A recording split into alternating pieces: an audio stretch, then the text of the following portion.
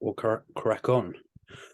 All right, guys. So, welcome back to the Warrior Unfiltered podcast. I know it's been quite a long hiatus since me and Henry done an episode. So, we thought we'd make a return. Obviously, the circumstances have been a little bit difficult for both of us, with us both being in prep. Henry has just stepped off stage for the first time. And with that said, it kind of like gives us a good segue on the topic for this episode, which is going to be everything encompassing Henry's prep. So, with Henry stepping on stage for the first time this year, what I thought would be a good idea was to give the viewers the perspective of somebody for the first time competing and everything that is involved with competing. So I think, Henry, if we start off with I think this is a common misconception when it comes to a prep. A lot of people just think about, all right, okay, I'm in prep now. What's the plan? What's the calories? What's the training? What's the PEDs if you're assisted? But I wanted to ask you, obviously, a caveat here is Tom Hames is Henry's coach. So Henry's going to speak from his own behalf and then obviously briefly on what Tom has suggested. But what was like the game plan prior to going into prep? Like, how did you approach the methodology before you actually made that transition? Um, we held so obviously we finished off season. We held a pretty lengthy sort of holding phase. So, like you mentioned, with PEDs in play, you've got to be cautious of your blood work. So we spent a good, I think it was about 12 weeks, just like on TRT, got blood work done, got the green light for prep, holding a sort of maintenance calories. Obviously, progressively longer being on TRT, you start to look softer, and you always start prep looking shit, man. Like you look terrible, and then yeah, we just sort of from the get go was going to start prep at 14 weeks out. I just really had the urge to get going, so we started at 16 and just started sort of moving things, just toggling things slowly at the beginning, and it all just then becomes a bit of a blur. Like things change. Like you feel you're 16 weeks out, and then it's 8, and then you're like 2 weeks out, and you're like, wow, this is coming very, very quick now. Yeah. But yeah, it would the sort of phase before and sort of how we got ready for it was just trying to drop as much systemic fatigue as possible, get blood work in a nice position before obviously spending time back on assistance and driving towards like a peak load. But I think it was a quite a successful phase, as boring as those phases are. It does set you up for a good run at it. Yeah. And would you say like you're looking at dissipating some of that oxidative stress as well from the off-season PED model? Yeah, for sure. And obviously the stress on the body as well at peak off season with the amount of food that you're putting in, with how much training you're doing. We just pulled back on everything, and I was just sort of fresh and primed to go into a prep, so to speak. I think that's the key element there. It's obviously priming the body so it responds efficiently straight out the gate. Because a lot of people they just make that transition and they're already systemically fatigued. They've got a lot of oxidative stress. Again, if they're using PEDs, and then they're expecting your body to respond when you've got all of this cascade of problems going on already. How can you expect your body to respond effectively? For sure, yeah. Yeah. Um, okay, so nice and simple. Obviously boring for the viewers, but that's it, part and Yeah. parcel. Um, the next question I had for you was obviously with this being your first ever prep, what would you say like you experienced during it and like something that you didn't necessarily expect throughout the prep? Um, I didn't expect it to go as quick as it went. Yeah. Like 16 weeks sounds like a long time, but I think something I'm going to drive into my athletes moving forward is really try and embrace it and take it in, because it comes and goes so quickly. I mean, like I am doing another show, but that 10 days from now till then is going to fly by, and then it's done. And it's so strange, man. You feel like you start at 16 weeks and it's so far away, and you're like, oh, I've got ages, and that time really does fly, and you've got to try and actually appreciate it. I know it's hard. I know some days are going to suck, and you're going to sort of drag your ass through it, but it's part of why we do it. Like it's meant to be hard. That's why people do it. It's enjoyable to test yourself. But yeah, I think the biggest shock was how quick it comes around. I mean, Yeah. it got to show day, and I was like to him, I'm like 4 hours out. Like, how has that happened so quick? Yeah. I think that the key word there is the enjoyment.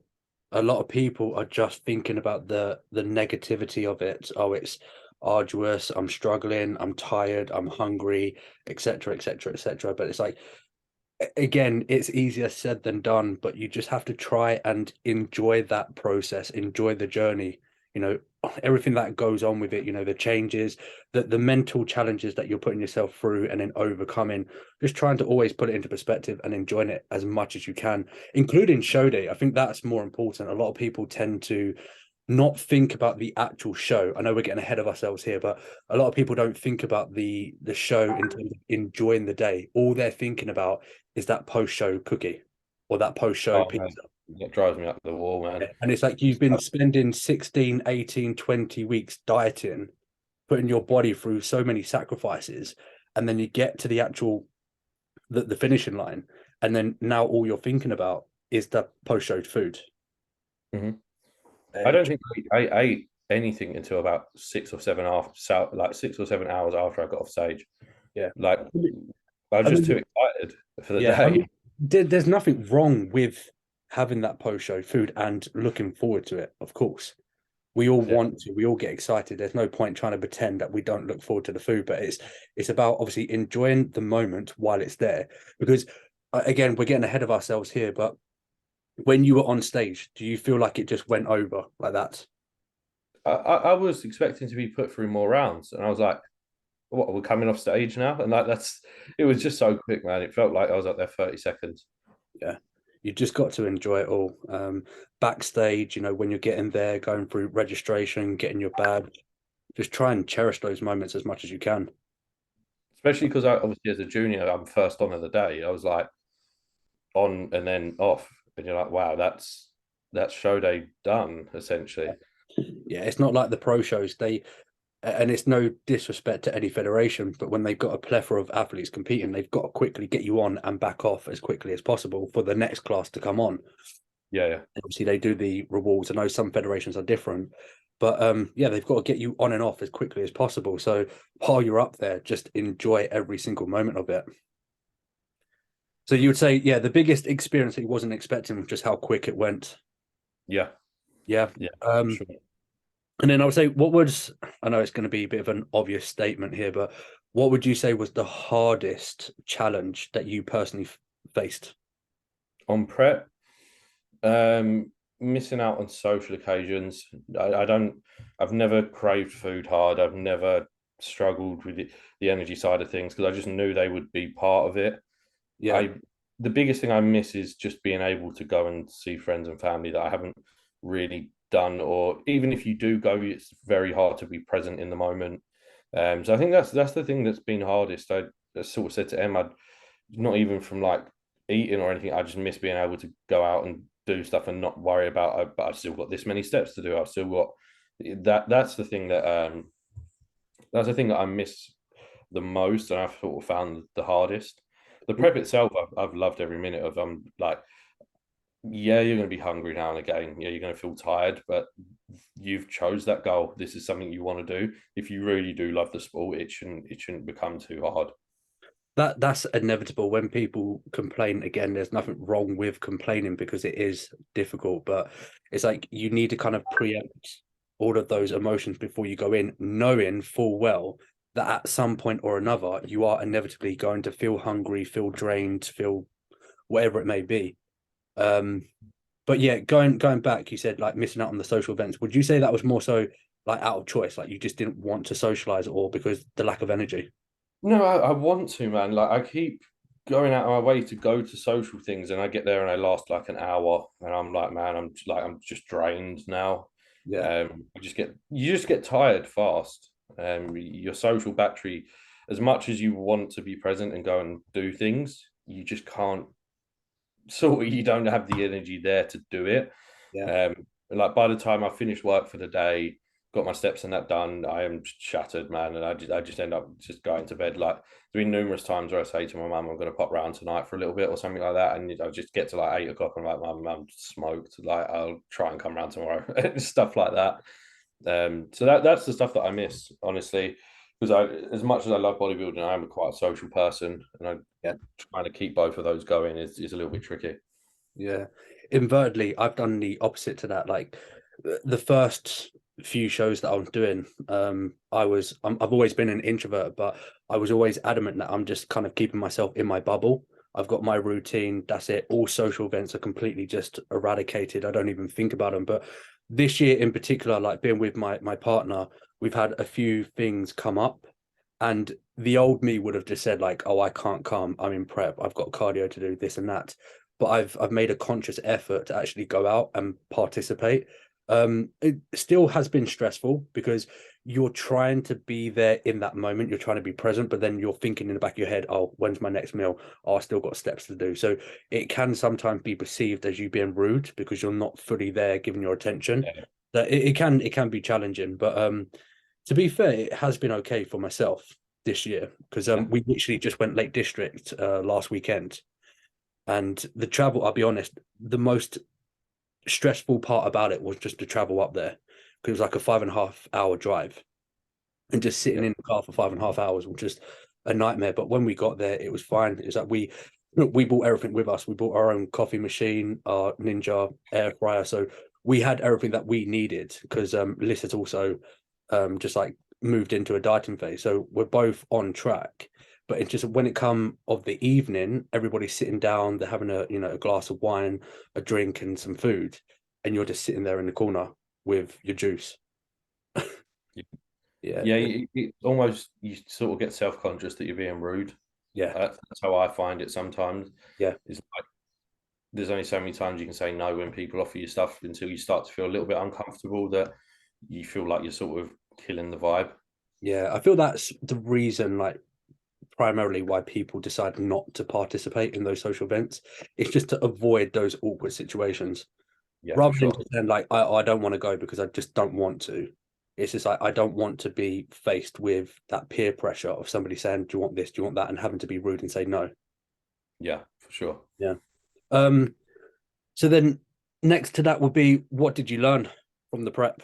So I would say from a coach's perspective, and then just from like an athlete standpoint, what would you say that you learned? From a coaching perspective, so well, I would say the biggest highlight in terms of learning was obviously my coach being Tom Haynes. We had the whole weekend with him for my peak, and watching a top end coach and their ability to micromanage variables just through eye is incredible, man. Like the way I've peaked athletes in the for shows, I've been very much like we need to work out the exact macros for this meal and the exact amount of fluid and sodium. Like Tom just would look at my physique and like props him because it's I just think it's incredible how he could do it. He would look at me and go, right, repeat the same meal you've just done. Look at me again, do the same, and like on the nose, he just looks like, right, you're starting to spill a little bit now. Repeat that meal one more time, quarter of a diazide, and like I just the way these top coaches can peak just through eye sort of gives me an insight of right. I think me as a coach, I chase numbers and metrics far too much when the thing that really matters is the physique and what you're looking at in front of you. Yeah. And something I'm definitely taking into to what I do as a coach moving forward, because I don't think I'm pretty sure if you ask me or Tom, we couldn't tell you the macros that we had on the day before the show because he was just saying, "What did you have for your last meal? Yeah, repeat that. Let's have a look at you a bit later. Let's go out for a burger." Done that, and it man like the ability, and it's obviously just something that comes through experience, right? I've been doing it for so long, Yeah. but the ability to just see what's happening with physique and make changes, like make decisions on the spot without having to rely on what's your body weight, how much sodium, like this sort of thing. Like he didn't ask me my body weight once over the whole weekend of the peak because it was irrelevant at that point. You're chasing a look, you're not chasing metrics, and I think that's something I definitely want to start like utilizing more in my own coaching because I think I get married to the numbers so much, Yeah. and it blurs the lines of what is actually important, which is how the physique's looking. But I think again, fundamentally, that comes down to that experience when you've been, prepping so many athletes over numerous years. You just know, you can see with your eye what it is that you're looking for. I think people like yourself and I, we have that confidence, but we don't have that level of confidence that somebody like Tom has. So we use those metrics as like a reassurance. It's like, okay, I think I've got an instinct that this is what we need to do, but let's have a look at the metrics as well. Whereas people like Tom, like he's got so much experience, it's just a case of looking at you and being like, okay, I know this is what you need. Yeah. And I just think sometimes the metrics, but I did speak to Sarah. We had a good conversation yesterday because she was with us at the weekend, and we was both saying just like how impressive it was to watch that unfold, even though it was like my physique, but to watch it through the perspective of how Tom sees it. Yeah. And we was like, we actually think chasing the metrics could become a hindrance to our own eye more than anything. That like we're so busy focusing on the macros and just, instead of just looking at the physique, like yeah, it's definitely something that I'm considering now. Is like, yeah, keep account of the macros, obviously, and like the metrics, but the thing that really matters is the look that's in front of you, and I think that's something that I'd need to be more focused on moving forward with my own athletes. Yeah, it's relatively similar, although we're nowhere near the finishing line. But with Keely, I've been having issues with one of my athletes, Keely, where her body weight's just not moving at the moment. And I just kept fixating on the scale weight. Like it was Mm-hmm. just fluctuating north and south like daily. And it got to the point where it was just I couldn't fathom what was going on. But then I just thought, oh, okay. So she was sending me over videos, and I thought, okay, send me over some screenshots of the picture because you've said this as well yourself about with WhatsApp, it can compress the Yeah, file and it skews the actual quality of the videos. So I got her to send over some pictures, and then as I looked at the pictures, I was like, do you know what? I can actually see changes. So I don't know mm-hmm. why I'm fixating too much on just the scale weight. It's because you just have that initial reaction where you're like, oh my God, what's going on? Because 1 week it's like 66 kilos, and then the next day it's up by like zero point 0.8. And then you start panicking, you're freaking out Mm-hmm. because you're just fixating on that number.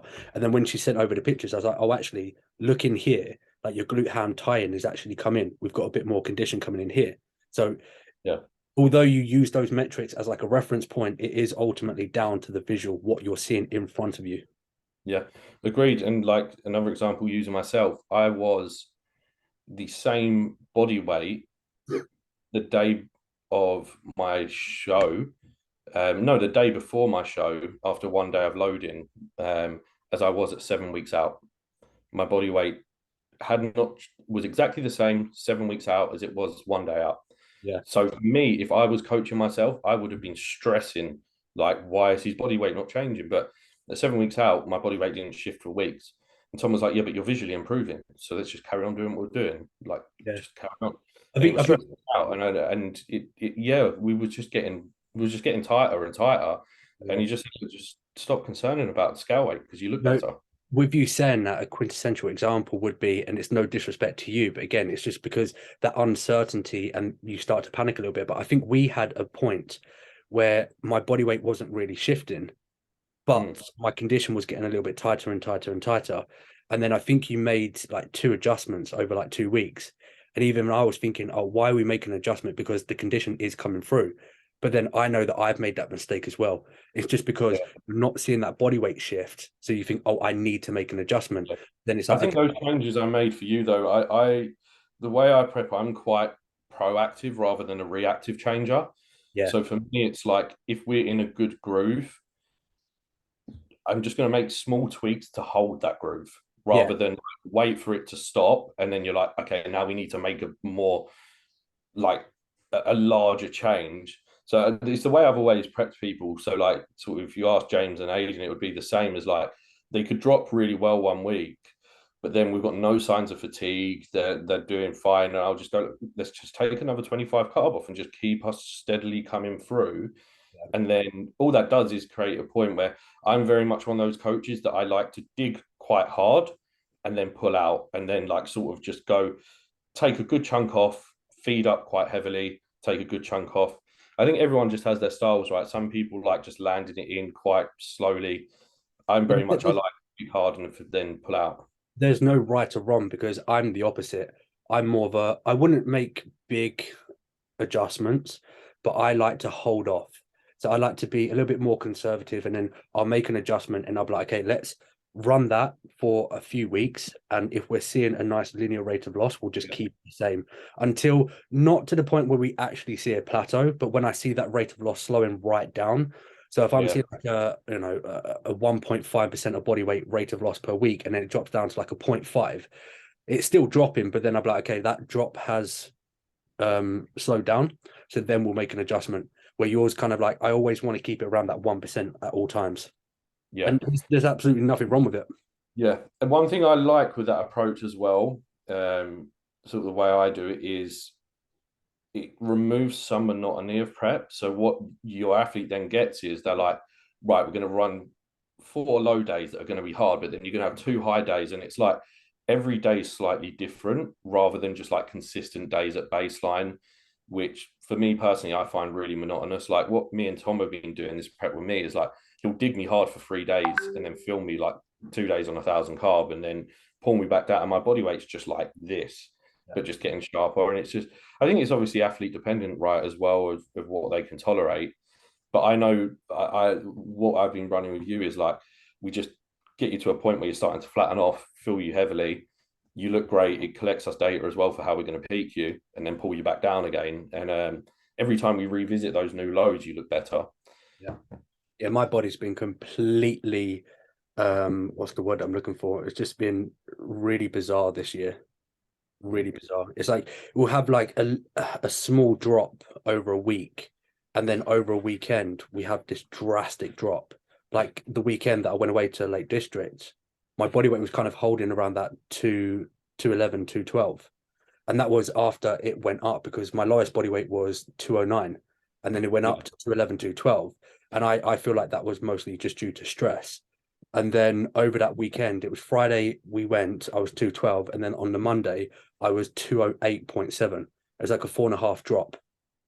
yeah. I think a lot of that was just like systemic fatigue dropping. You was away chilling, and I think that gives a really good point as well that people should think about on their preps is like it's not always pedal to the metal. Yeah. Like sometimes if you're not seeing the response in your physique you want, doesn't mean you need to be more aggressive with it. Sometimes it means you may need to just actually take a step back to then see that shift back forward.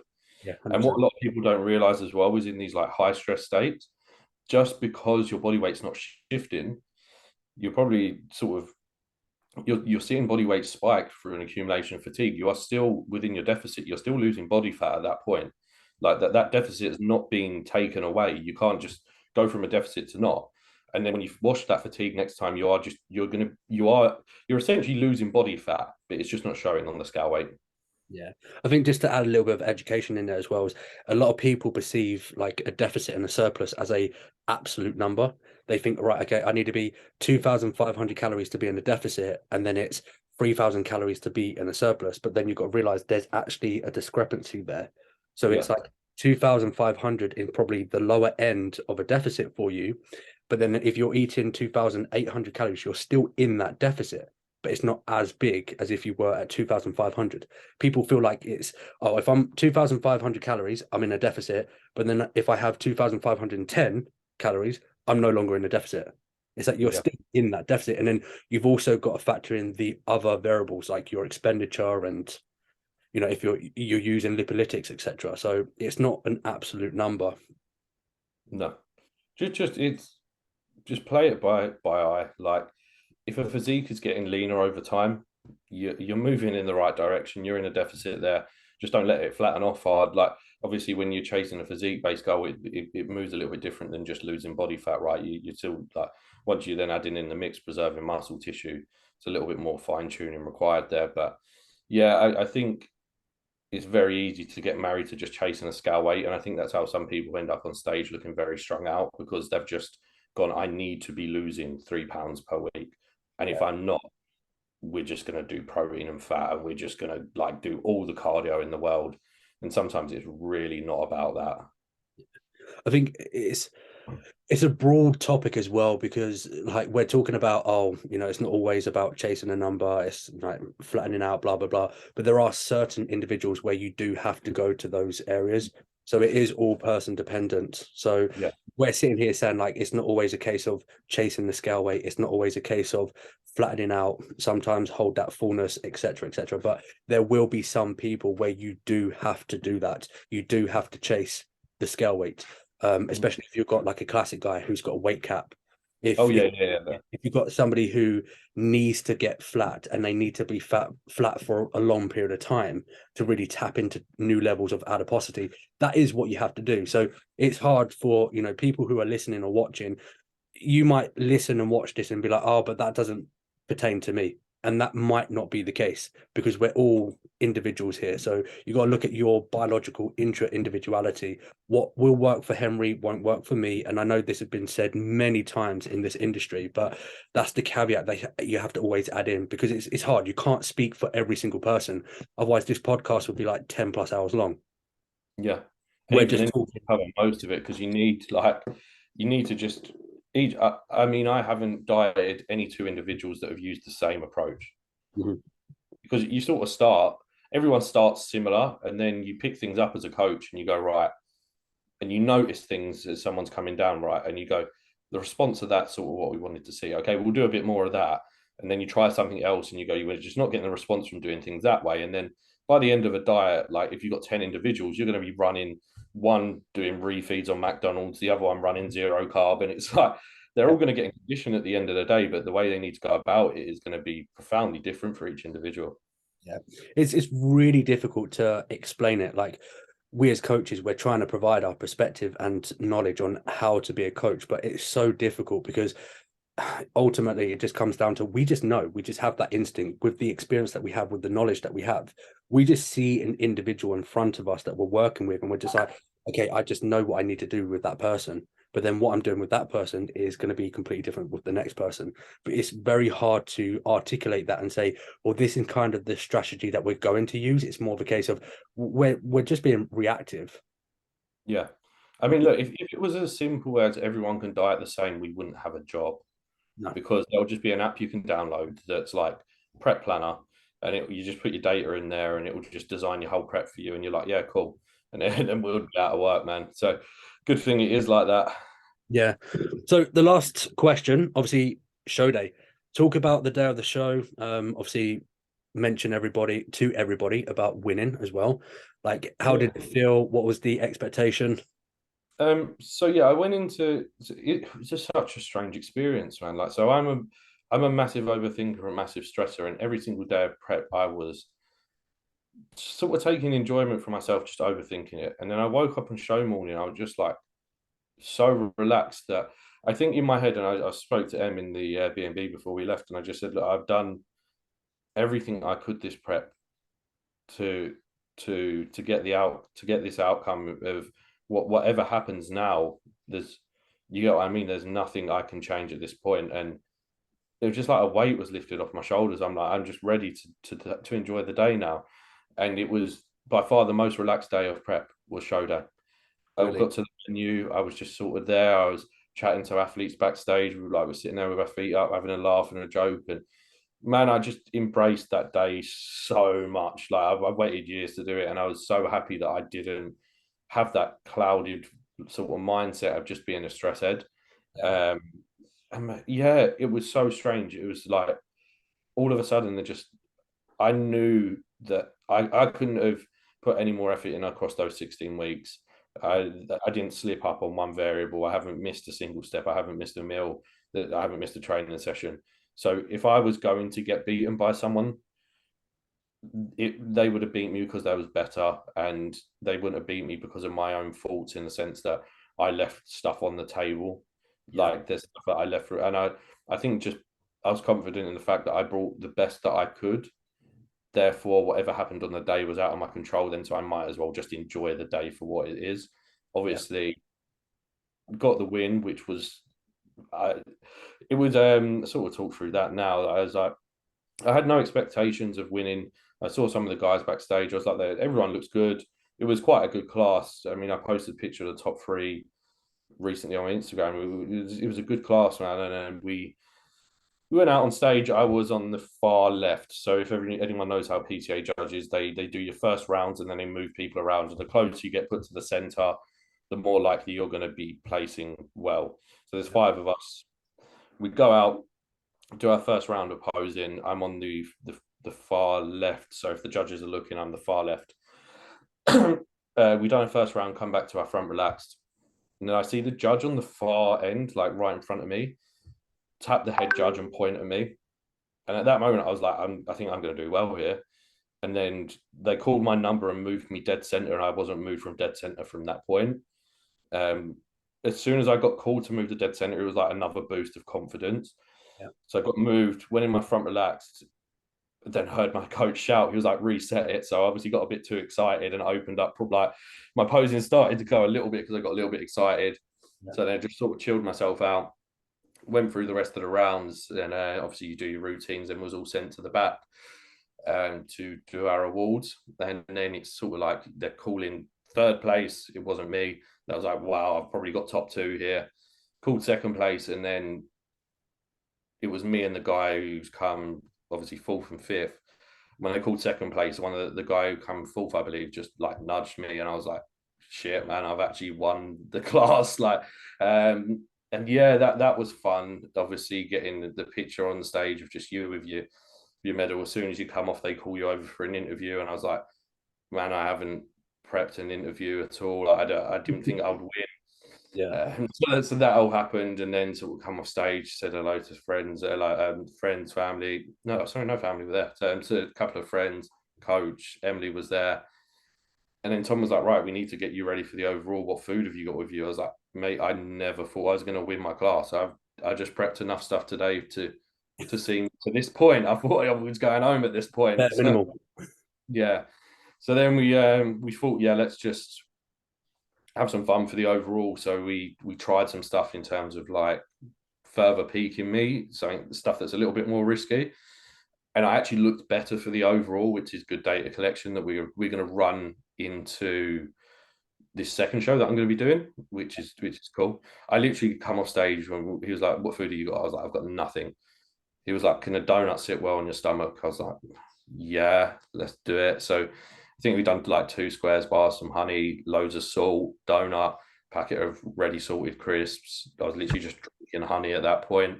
Um, and yeah, I continued to dry out through the day. So I looked fuller and sharper in the overall, which was cool from a data collection standpoint of what we can do next peak. So yeah, show day as a whole was just it goes so quick. It was just fun. Like it's hard because when you win your class, you want to just be running around and chatting to everyone. And Tom was like, the worst thing you can do now when you Yeah. got an open coming up, you need to get in your car and put your feet up.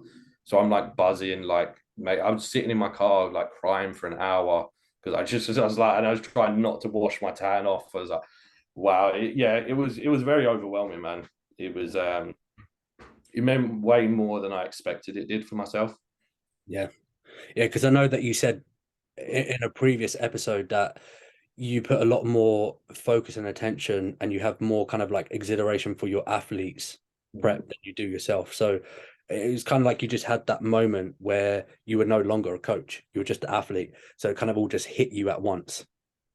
Yeah, it was nice because I will always say I'm a coach first, but to have that day of it being about me it was a cool feeling, man. Like, and even like my clients messaging me and like, enjoy today. Like, don't worry about getting back to us. Today's about you, and you're like, man, it feels nice. Like Yeah. to have your day as well, and the support I got off the back end of it, I didn't realize people like gave that much of a shit about my stuff, and it's such an overwhelming experience, man. Like, Yeah. yeah, it was crazy. Yeah, it's incredible. It's incredible. I had that with my last show. You know, you don't expect it, and then you just get this like flood of messages and people resharing your pictures on the stage and everything. And it's like you just don't expect that at all. No, I expected to get like 20 likes on a post. Like, I literally come off the stage and I was like, I need to post a stage shot that's easily going to get 100 likes. Just Yeah. as a joke to my friend. And I think it's like on 650 now. I was like, wow, okay. People actually like, but yeah, mad. But yeah, just sat like the day went so quick, and I know I couldn't even sleep that night. Like, we got back to the Airbnb, ordered food, And then I didn't sleep till like 4 because I was just so excited, but the day goes so quick. I was like, I didn't want it to end. Yeah. Right. So before we wrap up, the all important question: what did you have post show? Yeah, everything, man. Oh, really? He, Yeah. Did Tom yeah. just say have everything? Tom said like, enjoy tonight off. I was like, mate, like, are you sure? Are you Yeah. sure? This ain't gonna be good. And he was like, yeah, do it. Like tomorrow, run a high day as well as I do 800 carb and a cheat meal tomorrow as well. I was like, are you sure? Are you sure?